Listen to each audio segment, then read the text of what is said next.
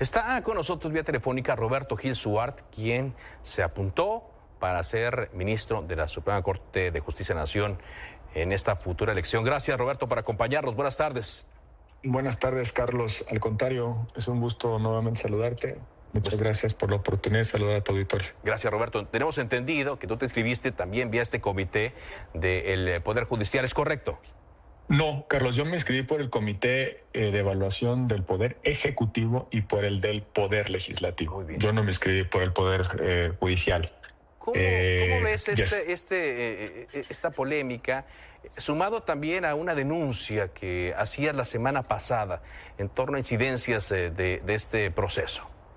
Déjame explicar un poco el entuerto en el que ya se encuentran. A ver, el proceso de evaluación dentro del Comité Judicial no avanzó, como bien sabes, por las dos suspensiones que dictaron un juez de Michoacán y un juez de Jalisco.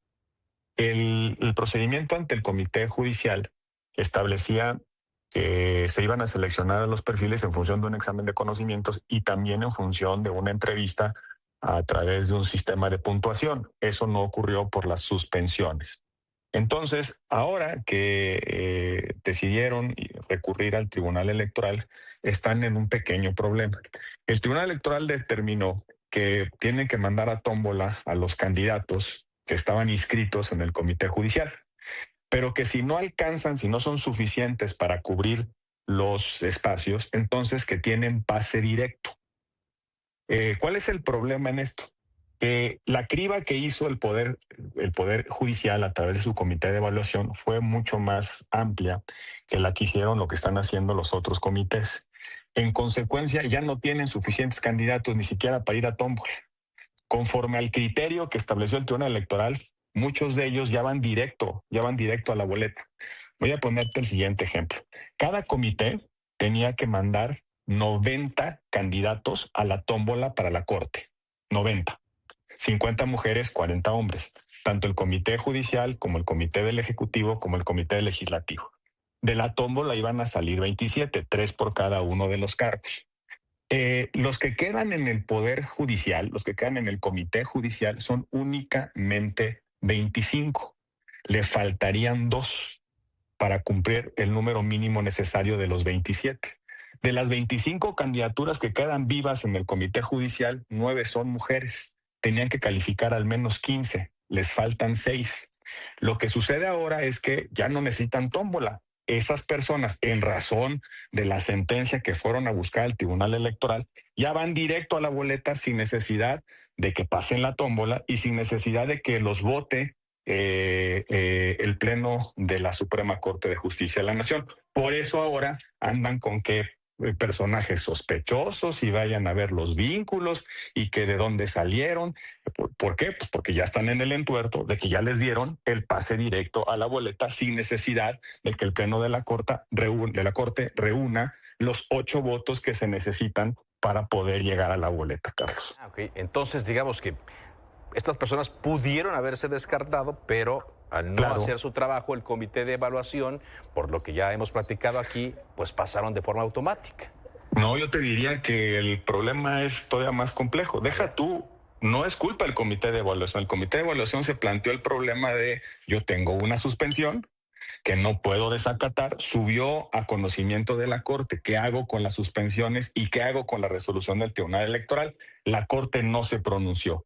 ¿Qué causa el problema que tienen ahora? La sentencia del tribunal que dijo, el comité ya no sirve, no hay necesidad de hacer evaluaciones, vayan directo a la tómbola y si no hay suficientes candidatos, pasen directo a la boleta. Si el comité de evaluación hubiese seguido adelante, muchos de esos candidatos se hubieran descartado ya sea por el examen, ya sea por el puntaje, pero sobre todo se hubieran descartado por los 8 votos que se requieren para pasar a la boleta. Aquí lo que hicieron es que ya ni siquiera tienen que decidir los ministros. El Tribunal Electoral determinó que si hay silencio de la Suprema Corte de Justicia, hay pase directo.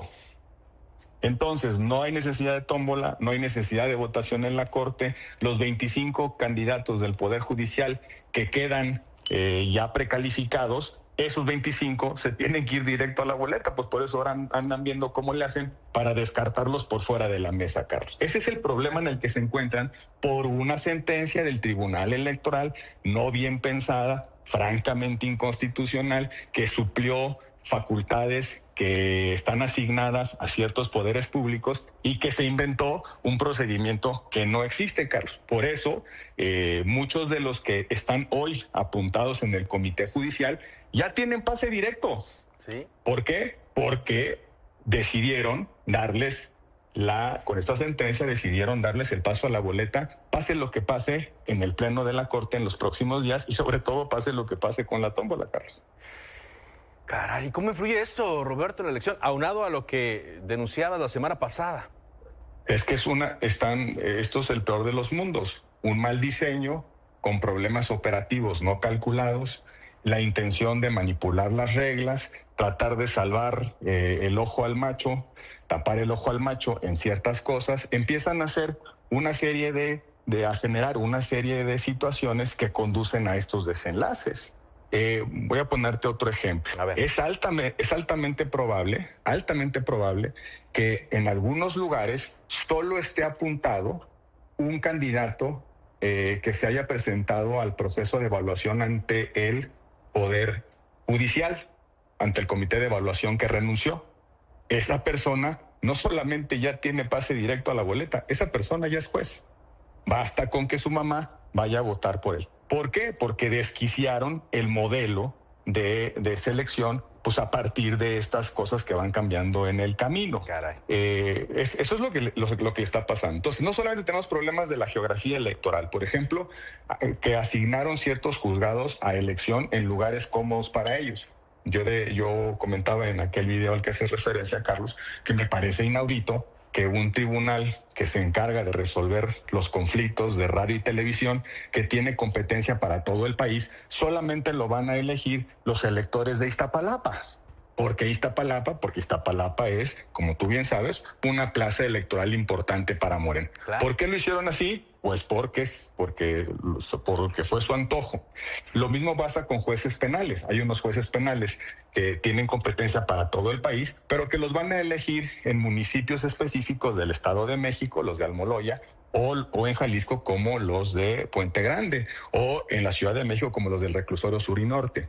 Entonces, todas esas distorsiones han estado desquiciando el modelo. Ahora se les presentó un nuevo problema. Como querían hacer pasar algunos candidatos que están inscritos en el Poder Judicial, sobre todo los del Tribunal Electoral, que ahí hay los candidatos del Tribunal Electoral tienen un mecanismo de impugnación ante la Corte que solo la Corte puede resolver. Ahí se quedaron atorados algunos candidatos.